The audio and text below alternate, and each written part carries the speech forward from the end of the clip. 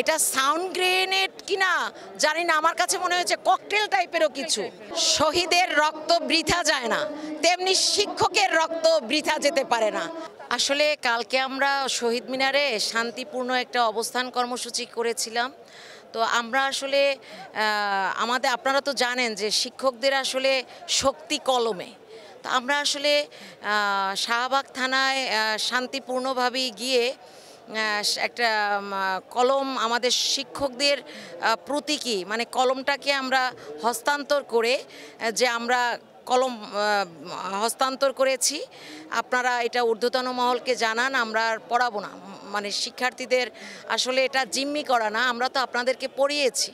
আমরা বড় বড় পুলিশ অফিসার বানিয়েছি, উপদেষ্টা বানিয়েছি, ডক্টর ইঞ্জিনিয়ার বানিয়েছি, আর পড়াবো না।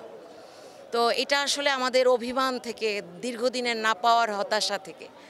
তো এটা দিয়ে যখন আমরা শান্তি ওনাদের সাথে আমাদের ভালোভাবেই কিন্তু কথা হচ্ছিল, মানে আমাদের পুলিশ প্রশাসন কিন্তু আমাদেরকে গতকালকে ভালোভাবেই সমর্থন করে যাচ্ছিল এবং তারা আমাদেরকে শান্তিপূর্ণভাবেই কর্মসূচি দিয়ে আমাদেরকে শহীদ মিনারে আমরা ফিরে আসার জন্য প্রস্তুতি নিচ্ছিলাম।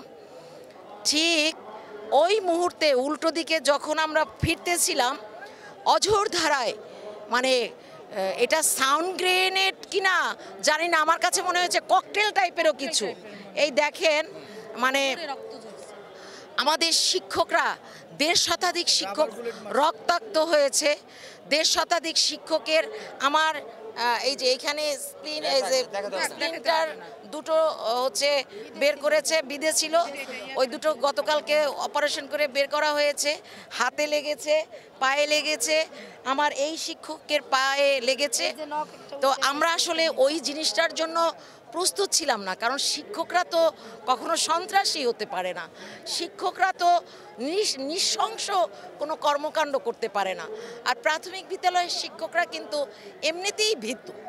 সেই ভীতু হওয়ার কারণেই কিন্তু সুদীর্ঘ বছর প্রাথমিক বিদ্যালয়ের শিক্ষকদের কিন্তু কোনো উন্নয়ন ঘটেনি, কারণ যারা নেতৃত্ব দিত তাদেরকে একটা চোখ গরম দিয়ে দিলেই তারা চা খেয়ে চলে আসত। আসলে আমাদের প্রাথমিক শিক্ষা অধিদপ্তর বলেন, মন্ত্রণালয় বলেন, পুলিশ প্রশাসন বলেন, সবাই কিন্তু শিক্ষকের প্রতি নমনীয়। কিন্তু আমাদের আন্দোলন না, আমাদের এটা আসলে জানান দেয়া যে আমাদের তো সাদৃশ্যমান কোনো সংস্কারের কোনো বাস্তব রূপ দেখিনি।